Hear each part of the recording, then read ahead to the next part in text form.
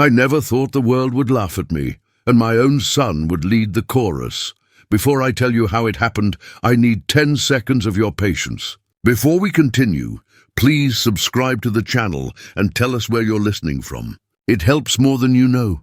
I'm George Harrison, 64, retired carpenter, widower, and the kind of man whose hands remember the shape of wood even in his sleep. My house sits on the edge of a small Oregon town. Fog on the creek in the mornings, cedar smell after rain, a porch that croaks like an old hound when you step on the middle board. For 30 years I built cabinets and churches, tables and baby cribs. When my wife Lydia got sick, I built hope out of invoices and overtime. When she passed, I built silence. My son Ethan built something else, an audience. The day it happened, I was in the back room, working on a chair that's older than he is. A rung kept slipping loose. It wanted to wobble the way knees do when you don't eat enough salt. I'd set the clamp and dab the joint with hide glue, the old school kind you heat until it smells like a barn after a storm. Radio was low, kettle higher. It was a day that made sense. Wood, heat, patience. The phone rang, not the hard line on the wall. That one only speaks when bill collectors or political campaigns need a friend. It was my cell, the cheap one with the spiderweb crack. On the screen, Marge from up the street. Marge is the sort who brings zucchini bread uninvited and opinions wrapped in wax paper. "George," she whispered, as if the phone could gossip back, "don't look at the internet." "I never do," I said. "Ethan posted something, TikTok, well, folks are sharing it. A lot. What is it?" Silence, a breath. "You fixing a chair?" I looked at the chair. It looked back at me. After we hung up, another buzz. "Tom from the hardware store. You seeing this?" "Sorry, man." Then Jess, the pastor's wife. "Praying for you." Then a number I didn't recognize. "El Mayo, your dad is the 80s handyman." The words stacked like shavings under a plane. I told myself not to look because I know the internet the way fishermen know storms, from a distance, with respect. But a father with a hammer is still a father, and sometimes you pick up the wrong tool out of habit. I opened the app. It didn't open me back. It pulled me in. The video starts with Ethan's face, bright like a storefront, teeth the color of new countertops. He's whispering to the camera as he pushes open my back door. "Watch this. Grandpa still thinks he's on Little House on the Prairie." He turns the camera, zooms on my hands as I brush glue along the mortise. He imitates my voice, gruffer than I ever sounded. "Back in my day, we didn't need screws, just spit and prayers." He laughs. The screen splits. One side me, the other him, doing a pantomime of an old man squinting at a tape measure he's reading upside down. Caption: "Teaching fossils to build. 80s handyman DIY fail. Ubuma talk." The audio is a song I don't recognize, just a fast drum and a brighter sneer. Text bubbles float like gnats. "He's cute, though. Imagine smelling like wood 24/7. "Okay, Grandpa, go off." Someone writes, "Get him a ring light and a retirement home." Another, "He's making that chair for the dinosaurs." I see my own kitchen in the frame, the dented kettle, Lydia's yellow pot holder, the glass jar of screws that used to hold peach preserves. To strangers, it's set dressing. To me, it's a memory that still has a temperature. I watch myself say nothing. I watch my son perform my silence. At the bottom left, numbers I don't understand but know are bad. 1.2 mem views. The little heart beating beside 340K. Comments fly faster than I can read them. Ethan pops back in frame. "Love you, Dad. Don't be mad. It's content." The words land like nails scattered on a driveway. Small, sharp, inevitable. The clamp squeaked when I tightened it. So did something in my chest. I text him. "Call me." The message turns blue, then still. A minute later, his reply. "Can't talk. Premiere in an hour." It's a trend. "You're trending?" I look up trend in the dictionary I keep in my head. It doesn't say anything about sons who turn their fathers into wind chimes. There's a thing about humiliation they don't tell you. It's not loud. It's a soft drop in the throat, like a tool slipping off the bench, and you don't hear it hit. You just know it fell. I put the phone down, rinse the brush, wipe the glue line with a damp rag. My hands do what they always do, fix. while my eyes read a language that doesn't care for repairs. The doorbell rings. It's Mr. Whitman, the mailman who's never learned how to whisper. He grins like he's found $1. "Heard you're famous, George." I sign for a package that isn't mine and watch him walk back down the path, still smiling at the thing following him in his pocket. Fame is a laugh that goes on without you. Inside, I stand in the doorway of the room that still smells like my wife's shampoo if you argue with the air long enough. Lydia died in late spring, when the rhododendrons forgave the rain and the hospital machines learned our names. Ethan was 22 then, fresh from a diploma and already filming his meals. He whispered to her forehead, "I'll make you proud." He did. For a time. He used to edit videos at the kitchen table and ask me to test sound levels by telling him stories about the churches I trimmed out. Say something carpentry. I'd say, "Nothing straight, only true." He'd grin and turn my words into captions. When money started coming in, he bought a car I couldn't pronounce and a jacket that fit him like sin. I didn't say a thing. Who am I to argue with wind? But the wind that lifts you up is the same wind that steals your breath when you stand too close to the edge. I watched the video again because pain is a tape measure. You keep checking the length in case it shrank. Near the end, he leans close to my ear, my real ear in the footage, and says, "Smile, Dad. You're good content." I don't smile. I never did. I squint into the grain of the wood, as if the chair could answer the question I haven't asked. Another buzz. "Bro, your dad's a vibe." "Put him in the next one." Do the prank where you switch his glue with syrup. I imagine sticky joints and ants crawling through the table legs, and the thought is so ridiculous it makes me laugh. Then it makes me tired. Outside, the creek carries yesterday away. Inside, I sit at the bench and stare at the glue line until it turns into a horizon. I could call him again. I could drive across town to his new apartment that pretends it's a hotel lobby and ring a bell that rings for no one. I could leave a message, "Son, my dignity has a thermostat and you turned it down too low." But he wouldn't hear it. The algorithm in his head would compress my voice into background noise. I reach for Lydia's potholder. It's frayed where her thumb always caught the corner of hot pans. I keep it near the kettle for no reason except the oldest one. It was hers. I remember the night we brought Ethan home, how he cried like ambition and slept like debt. We promised to be good at this. We promised to be a house with windows that opened.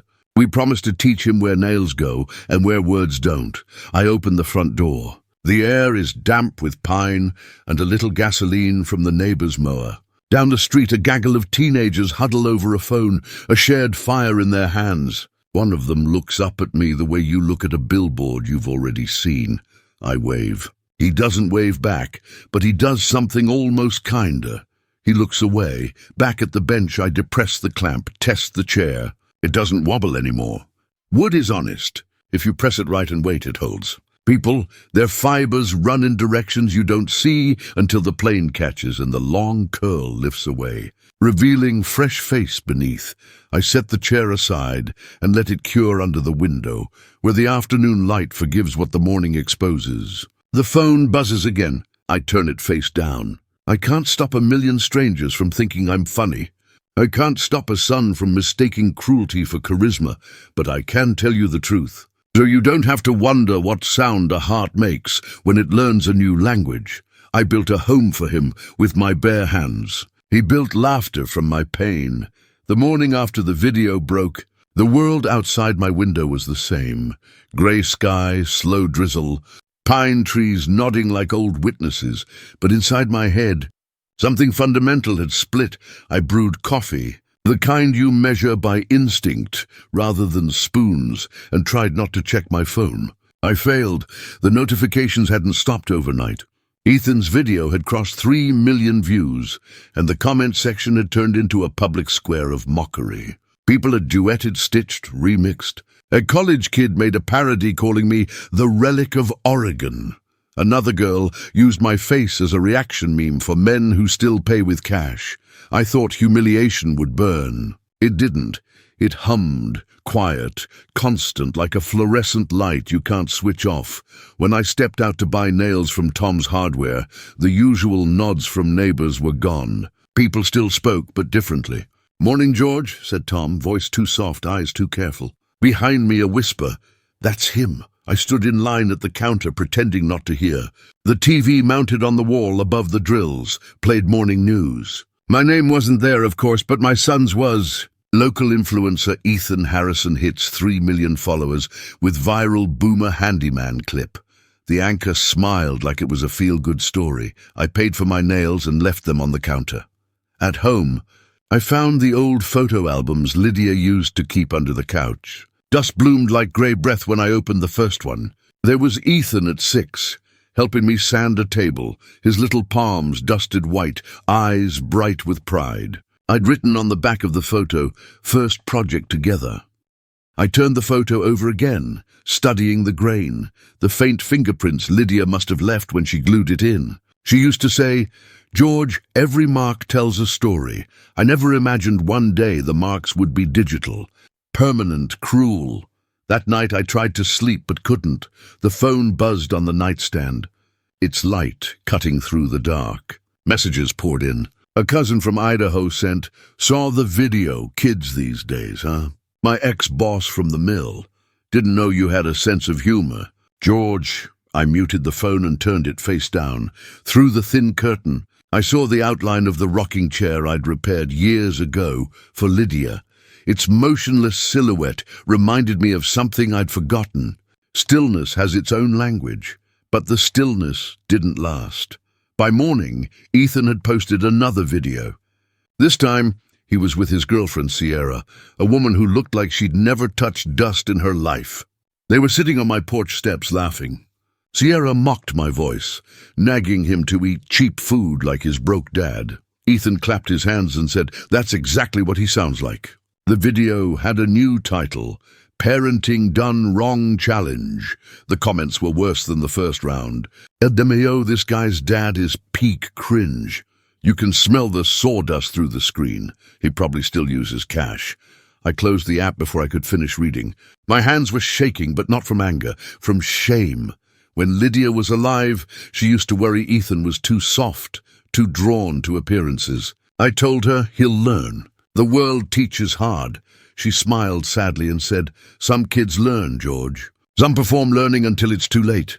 Now her voice echoed in my head like a prophecy I'd ignored. That afternoon, Father O'Neill from the local church stopped by. He didn't mention the videos, but the pity in his eyes gave him away. He said, "George, if you ever need someone to talk to, my door's open." I thanked him and changed the subject to weather. After he left, I walked into my workshop. It smelled of oak varnish and thyme. Every piece of wood in that room knew my fingerprints. I ran a hand along the bench, smooth as memory. There were days when Ethan used to sit there, feet swinging, asking about tools. "Dad, why do you measure twice and cut once?" "Because wood forgives fewer mistakes than people," I'd told him. Funny how true that turned out to be. As dusk settled, I sat by the window watching the rain bead on the glass. Across the street, a couple of teenagers pointed their phones at my house, laughing. I could guess the captions they'd use. "The old carpenter's cabin." I thought about deleting the internet altogether, erasing myself from whatever world he had built. But then I realized my erasure was his content. If I disappeared, he'd just post, "Dad's gone rogue." I needed a different language, one older than hashtags. That night, I took out my old notebook, the one with measurements and half-finished sketches. I drew a line down the middle of a blank page. On one side, I wrote what he's taken, on the other, what remains. Under what he's taken, pride, privacy, peace. Under what remains, time, skill, silence. I stared at the second list for a long while. Then I added one more word, patience. It was small comfort, but it was something the internet couldn't copy, couldn't remix, couldn't sell. Before sleeping, I stepped outside for air. The sky was ink, the town quiet except for a distant train. I looked at my reflection in the window pane, wrinkles deep, Eyes tired, but still mine, I whispered into the dark. If the son forgets respect, the father must remember wisdom. The words didn't fix anything, but they steadied my hands. Tomorrow, I decided, I'd start repairing something else. Something he couldn't film, couldn't mock and couldn't monetize. Myself, the next morning, I woke up before dawn, the way I used to when I had contracts to finish before a client inspection. Only this time, there were no blueprints, no lumber deliveries, just a man and his silence, both unfinished. The kitchen clock ticked with a rhythm that sounded almost like mockery. Every tick reminded me of that video still spreading through screens, through towns, through people who'd never smelled sawdust in their lives. But even humiliation runs out of steam if you don't feed it. I poured black coffee into Lydia's favorite mug, the one with a faded blue rim, and stared out the window. The mist hung low over the creek, and the pines were bowed under it like they were sharing my secret. Somewhere inside me, the shame was cooling into something sharper, steadier. I went to the workshop. It greeted me the way it always did, with honesty. No pretense, no filter. Wood only tells you the truth. I lifted the sheet covering Lydia's old rocking chair. The varnish had dulled over the years, and one leg had cracked clean through. I set it on the bench. That chair had history. Lydia had rocked Ethan to sleep in it when he was a baby, sung him lullabies about stars and safe places. The crack running down its leg felt like a map of what had become of us. I sanded it slowly, carefully. The rasping sound filled the air, drowning out the phantom noise of internet laughter. With every motion I remembered the years that built me, each callus, each scar. The world had forgotten the difference between a craftsman's hands and a fool's performance. But I hadn't. Halfway through the sanding, I noticed something on the shelf, an old cigar box where I kept important papers. The key was still on the hook. I opened it. Inside were the deeds to the house, the savings account papers, the workshop registration, and a small folded letter Lydia had written before she passed. I'd never been brave enough to read it until that moment. Her handwriting, neat, deliberate, said, "George, if Ethan ever loses himself, don't lose yourself trying to find him. Remember, you built both of you with your hands. He'll have to rebuild himself with his." I folded the letter again and tucked it into my shirt pocket like armor. All these years, Ethan believed the house came from an inheritance, that the workshop was something passed down. The truth was uglier and truer. There had been no inheritance, just double shifts, sore backs, and one stubborn man refusing to give up after his wife's diagnosis. When Ethan was 10, he asked me once why I never took vacations. I told him, "Because nails don't drive themselves, son." He laughed back then, thinking I was joking. Now I wasn't laughing. By afternoon, I'd repaired the crack in the chair. The leg was clamped tight, the glue drying beneath the pressure.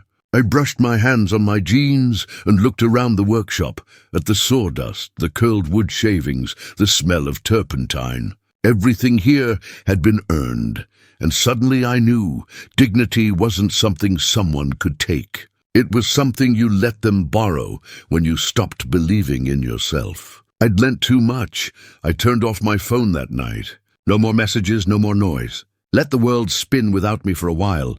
Instead, I pulled out my notebook and started writing.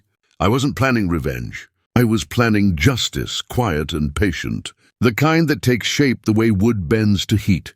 Slow, deliberate, permanent. I wrote one line at the top of the page. When they laugh at you, don't shout, build.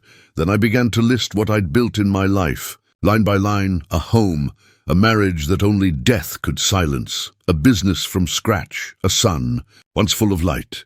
And below it I wrote the next truth. He thinks all this came from inheritance. I'll show him where it really came from. I spent that night cleaning, sweeping the workshop, polishing my tools, wiping down each surface like a ritual. Every stroke was a prayer. Every corner reclaimed was a reminder that the man in that viral video wasn't the man I saw in the mirror. Near midnight, I opened Lydia's letter one last time and whispered to her picture. "You were right. I can't fix him yet, but I can fix me." Before sleeping, I wrote one more note in the notebook. Short, but heavy with meaning. Tomorrow begins quietly. And it did. When the sun rose, its light fell across the chair I'd repaired. The glue had set perfectly.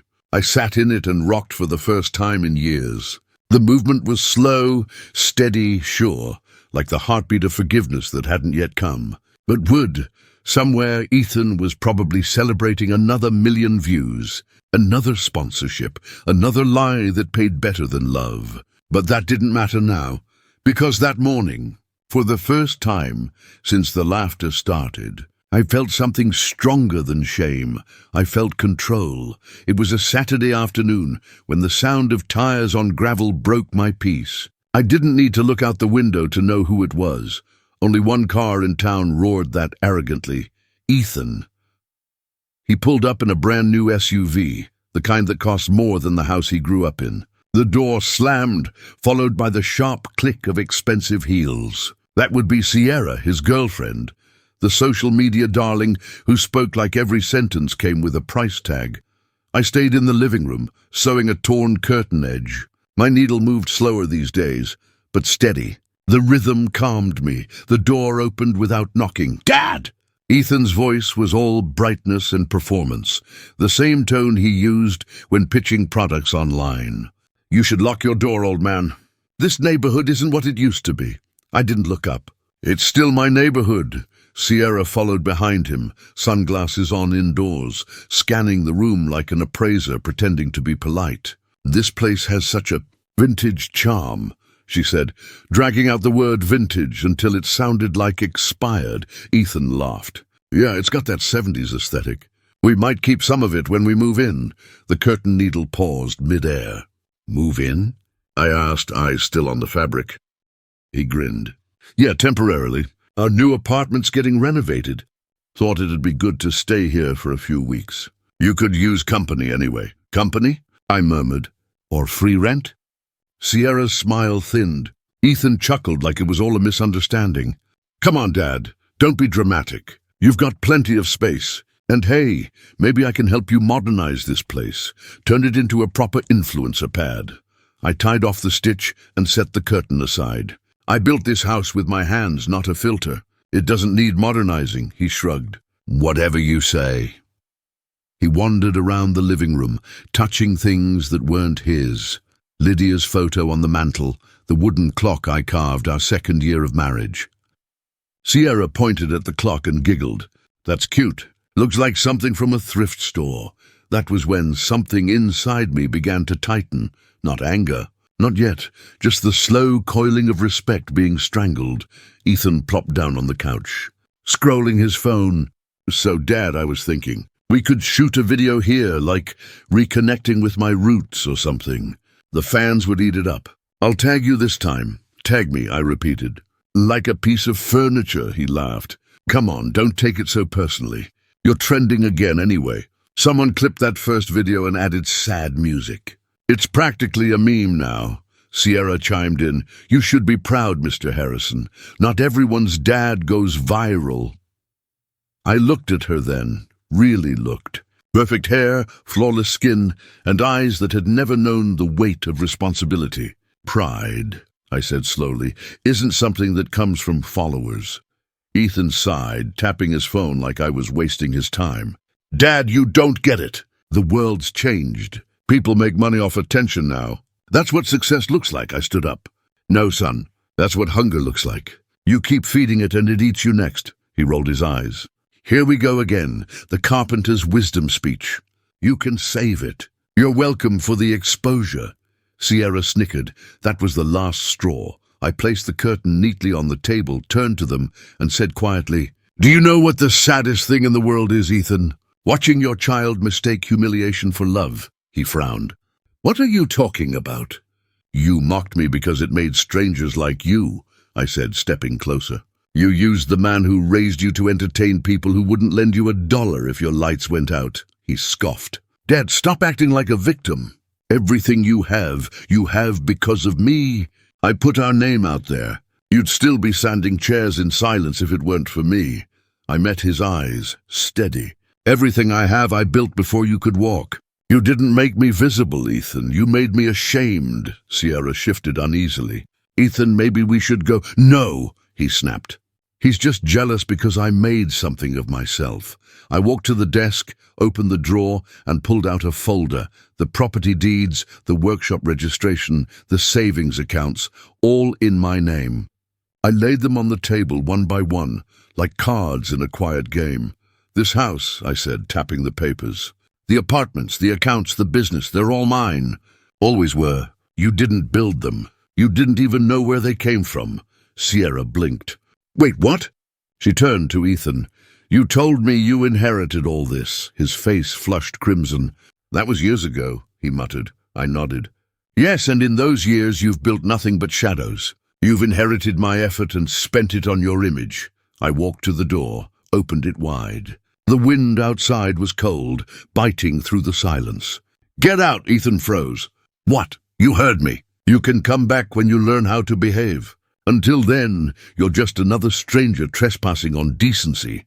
Sierra grabbed her purse, muttering something about not needing this drama. Ethan hesitated, jaw tight, pride heavier than common sense. "You'll regret this," he said finally. "I already do," I replied.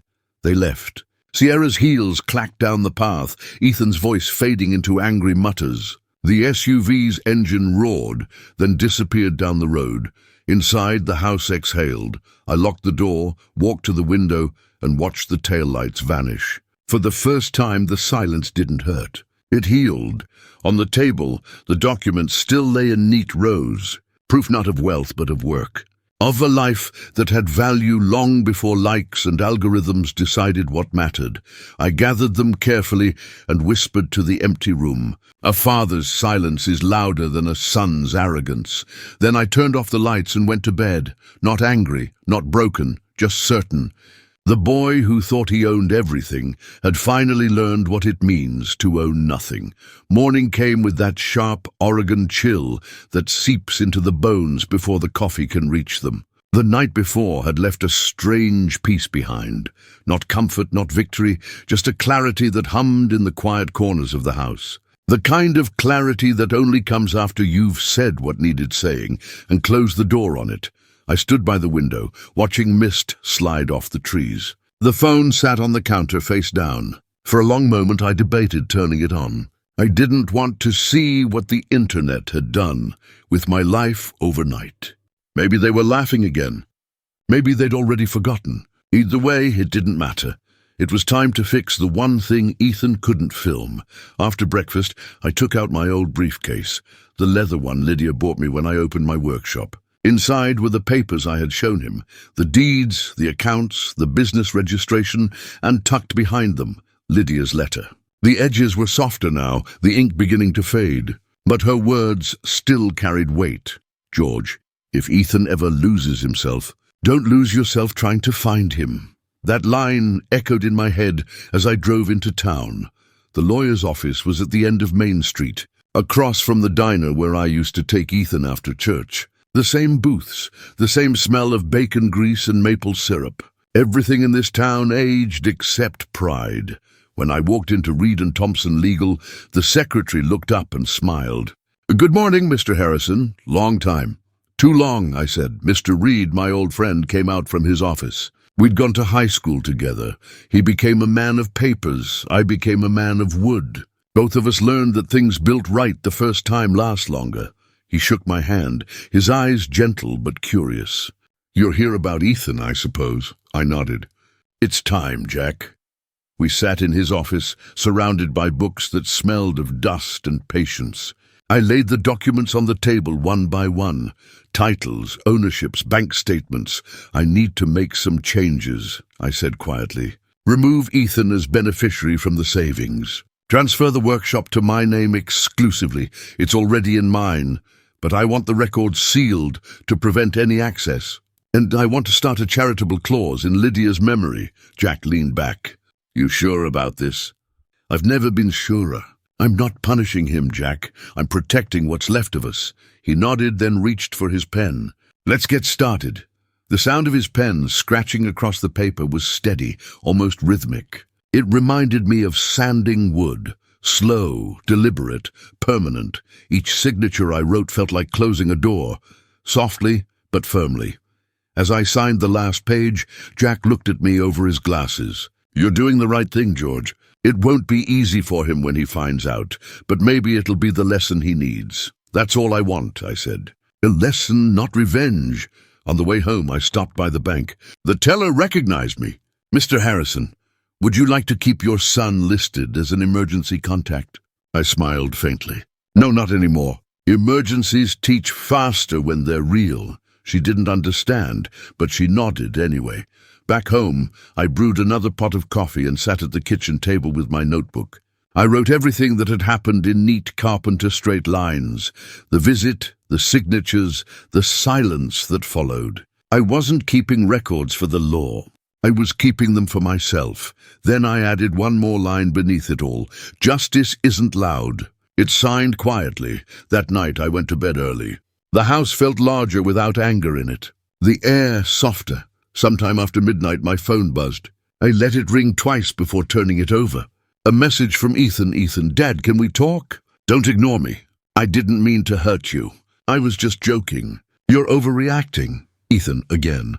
I'm doing all this for you." "You don't get it." For a long while I stared at those words. "For you." They used to mean something. Lydia used to whisper them when she made late-night tea for me after long shifts. Ethan used to say them as a boy when he brought home hand-drawn Father's Day cards, but now "for you" sounded like currency, something he traded to justify harm. I typed back only 2 words. "Then stop. No lecture. No explanation. Just truth." He didn't reply. I turned the phone off again and set it on the table beside Lydia's photo. Outside, the rain started, soft at first, then heavier, drumming against the windows like fingertips keeping time. I sat there listening, letting the sound wash over me. I thought of all the times I'd tried to guide Ethan gently. The times I'd said yes when I should have said no. The moments I'd chosen peace over boundaries. But that was the thing about peace. Sometimes it has to come after the storm. By the time the rain stopped, I knew something had changed. My son might still be out there chasing applause, but I'd stopped chasing forgiveness, I whispered to the dark. The only thing a father can give that lasts longer than love is example. And that night I finally slept straight through until morning. No buzzes, no comments, no guilt. Just rain, silence, and the sound of my own heart, steady again. The call came on a Wednesday morning. I was in the workshop, sanding a tabletop, when the phone rang with that shrill insistence that always means bad news. It was the bank manager, Mr. Green, a polite man, but the kind whose tone turns stiff when the subject is unpleasant. "Mr. Harrison," he began, "we need to confirm a few things regarding recent activity on your account." He explained that someone had tried to move a large sum from my savings into another account. The request had come with a forged signature, my name, shaky but recognizable. They stopped it before the transfer went through. I didn't need to ask who it was. Was it my son? I asked quietly. There was a pause long enough to answer without words. When I hung up, the world didn't tilt, didn't break. It just went silent. I sat there, the smell of pine dust thick in the air, and stared at my hands. Hands that had built his cradle, his first toy chest, his first home. Now those same hands were shaking because the boy I raised had turned theft into his final form of desperation. I called my lawyer, Jack Reed. "It's time," I said simply. He didn't ask what I meant. He already knew. That afternoon, while paperwork moved through fax lines and emails, I checked Ethan's social media out of a strange kind of curiosity. His latest video wasn't going the way he expected. The title read, "My father turned against me." I pressed play. There he was, sitting in a luxury apartment, crocodile tears glistening under perfect lighting. "My dad doesn't understand social media," he said to the camera, voice trembling just enough to sound rehearsed. "He's cutting me off financially because I made a few jokes online. I was just trying to make people laugh." The comments were brutal and divided. "Man, respect your dad. This guy's just playing victim. How dare he talk about his father like that?" Within hours, the tide turned. Someone must have leaked the truth about the bank incident. A headline appeared on my computer screen. influencer Ethan Harrison under investigation for attempted fraud against his own father. The photo beneath it was one of him smiling in front of his car, captioned with his own, quote, "Family is everything." It was like watching a building collapse in slow motion, one you tried to warn the architect about. By evening, sponsors had started pulling out. One of them released a statement. "We do not condone unethical conduct, even from our most prominent partners." His followers, the ones who once flooded his comments with praise, turned cold. "You deserve this. How could you do that to your dead?" Unfollowed. Every cruel word that once belonged to my humiliation now returned to his doorstep. I didn't feel joy, not even satisfaction, just inevitability. He called that night. "Dad!" His voice cracked through the phone, half anger, half fear. "They're freezing my accounts. I can't access anything. The media's twisting everything. You have to help me." I stayed silent. "Dad, please," he said again, louder this time. "You don't understand how this works. I'll lose everything." Finally, I spoke. "No, Ethan, you already did." A pause, then a trembling whisper. "Was it you?" "No," I said. "It was you. You destroyed what you built when you forgot who you were building for." He didn't answer. The line went dead. The next morning his name was everywhere, trending again, but not for the reasons he liked. "Fall of a fraud," one headline said. "Son betrays father for fame." Another. Television anchors debated morality while sipping coffee between segments. Podcasts dissected his downfall. Commentators called it the digital generation's disease. But to me, it was just heartbreak with better marketing. For days, I ignored the noise. I stayed in my workshop, restoring an old walnut cabinet that had sat unfinished for years. The rhythmic rasp of the sandpaper became therapy. Neighbors dropped by, leaving pies or awkward condolences on my porch.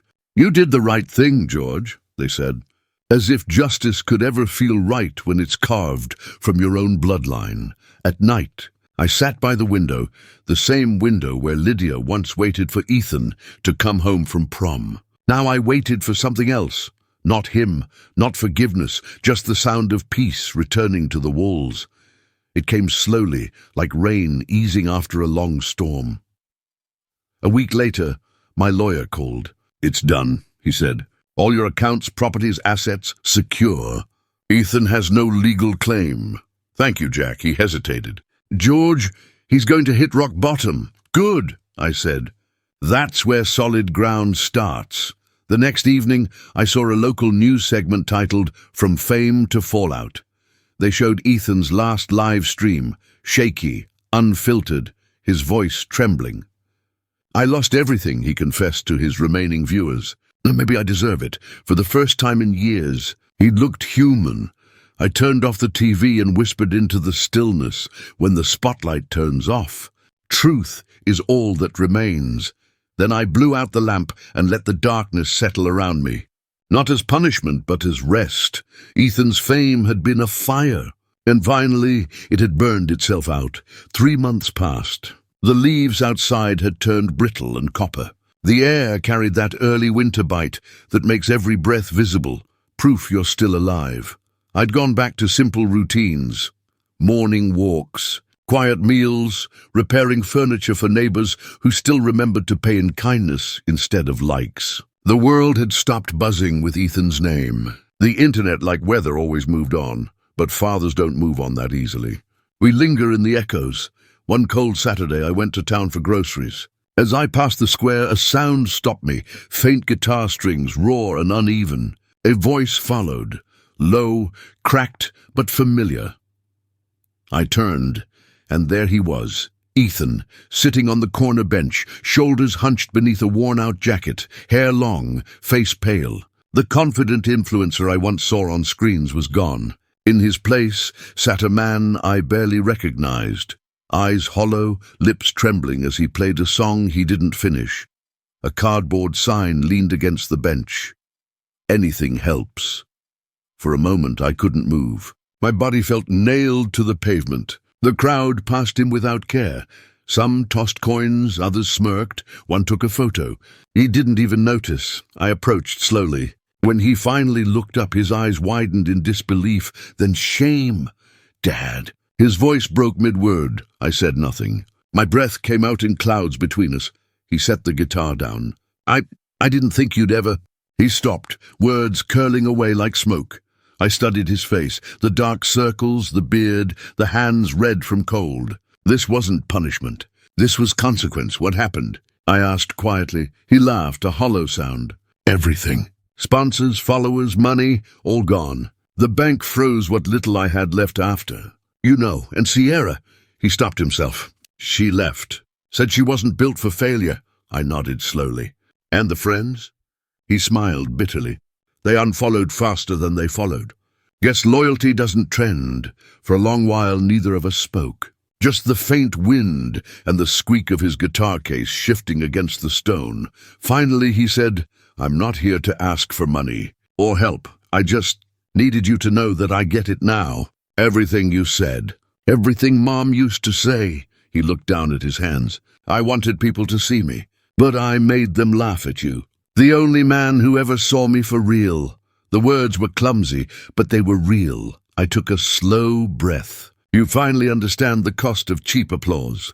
He nodded. "Yeah, it costs everything." He wiped his nose on his sleeve, a child's gesture that pierced deeper than any insult ever could. "You eating?" I asked. He hesitated. "Sometimes. The shelter lets me stay when it's not full. Other nights I play out here. People give enough for coffee, maybe a sandwich." I reached into my coat pocket and pulled out a $20 bill folded in half. I held it out. He stared at it like it was something sacred. "I can't take that. I'm not giving it to you as a father," I said. "I'm giving it to you as a man who knows what it's like to go hungry."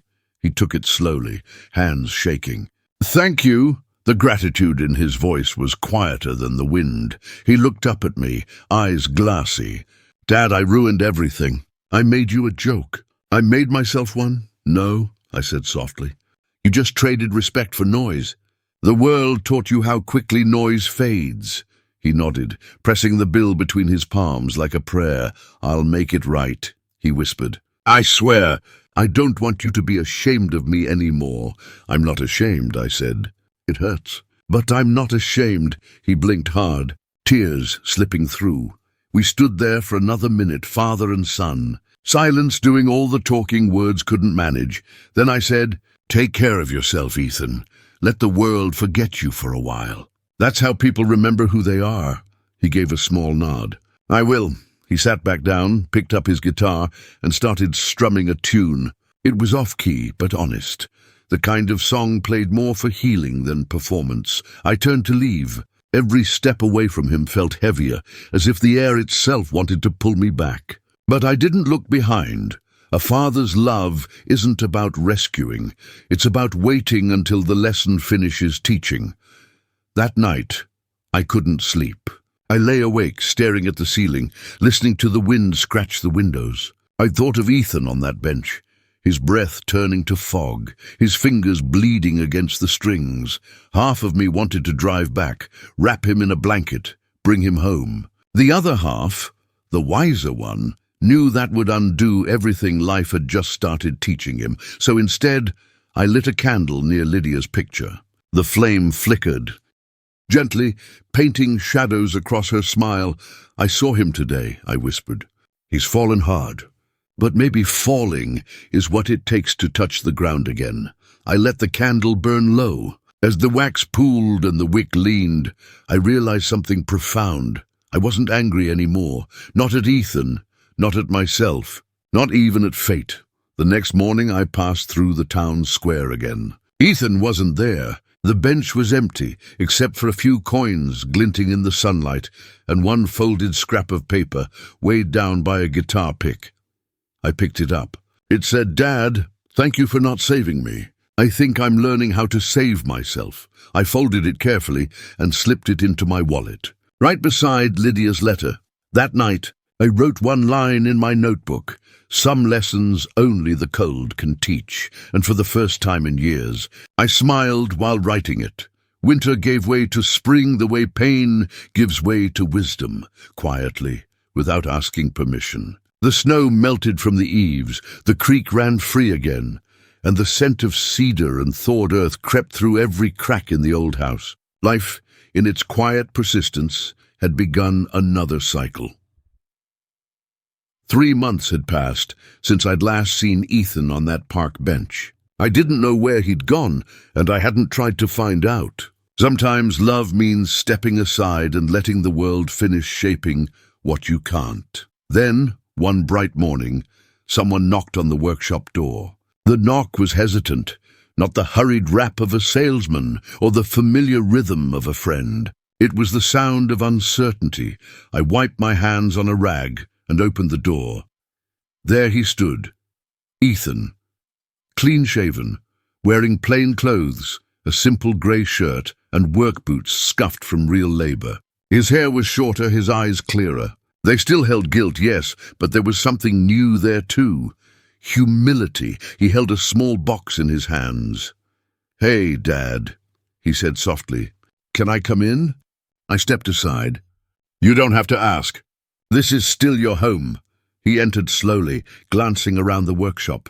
The smell of sawdust hit him, and I saw a flicker of memory cross his face, the kind that comes from childhood mornings spent handing me nails and asking endless questions. "You've been busy," I said. "Where have you been?" He smiled faintly. "Working. At the local carpentry shop on Elm. They needed help after the old foreman retired." I raised an eyebrow. "Carpentry?" He nodded. "Yeah, I told them I didn't have much experience, but the boss said everyone starts somewhere. Guess the name helped. Did you tell them whose name it was?" I asked. He shook his head. "Didn't need to. They just call me Ethan, the quiet one. I kinda like that." I smiled, the first real one I'd given him in years. He set the box on my workbench and opened it.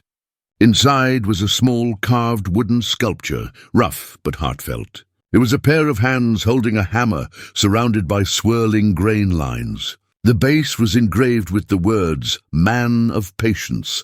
I traced my fingers along the carving. The craftsmanship wasn't perfect. The edges uneven, the finish too thick in places, but it carried something no machine or influencer could fake. Sincerity.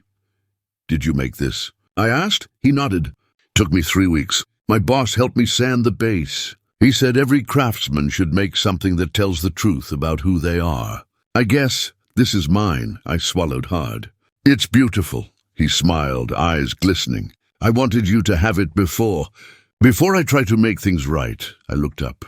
"What do you mean?"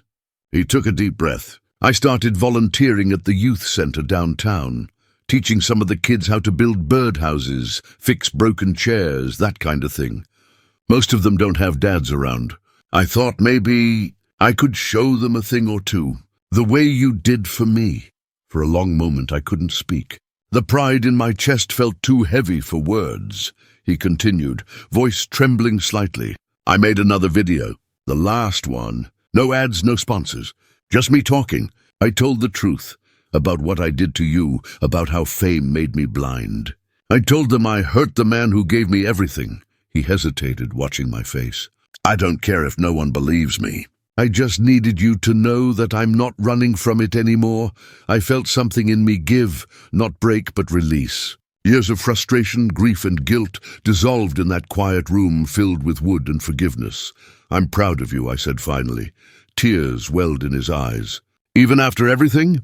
"Especially after everything." He took a shaky breath. "I want to pay you back someday. For the money, the damage, the name I dragged through the dirt." I shook my head. "Money can be replaced. Character can't, and you've already started paying me back every time you pick up a tool for the right reason." He laughed softly through his tears. "You always know what to say, huh?"